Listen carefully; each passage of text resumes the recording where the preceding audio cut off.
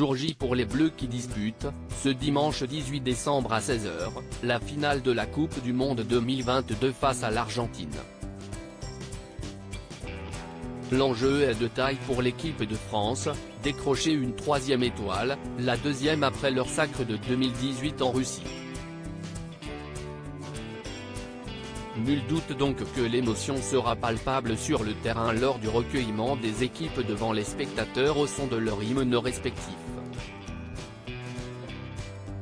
Pour la France, c'est la cantatrice Paraël Dibany qui a été choisie par le président de la République en personne pour entonner la Marseillaise. Ce n'est pas la première fois que le chef de l'État sollicite cette artiste égyptienne. En effet, il avait déjà fait appel à son talent pour interpréter l'hymne français sur le Champ de Mars à l'occasion de sa réélection en avril dernier. J'ai ressenti une force, quelque chose de très profond, s'est souvenu Paraël Dibany auprès du Parisien. Nul doute que les équipes et les partisans d'Emmanuel Macron présents ce soir-là ont eux aussi vibré lors de son interprétation. La jeune femme de 33 ans est membre de l'Académie de l'Opéra de Paris depuis 2016. Cette mezzo-soprano est ainsi la première chanteuse lyrique égyptienne et arabe à avoir intégré cette prestigieuse Académie nationale.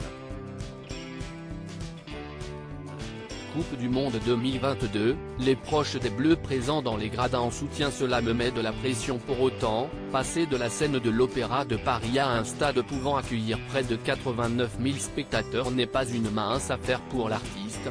Cela me met de la pression, beaucoup de pression, elle rit. Mais j'aime ça.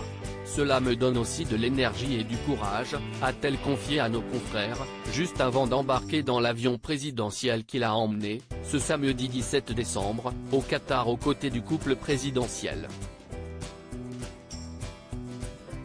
Même si elle avoue ne pas être une grande fan de football, Paraël Dibany considère cette opportunité comme un immense honneur. C'est important pour le pays, pour les Français, mais aussi pour la France dans le monde. En plus, la Coupe du Monde se passe dans ma région, la région arabe, s'est-elle réjouie dans les colonnes du journal francilien.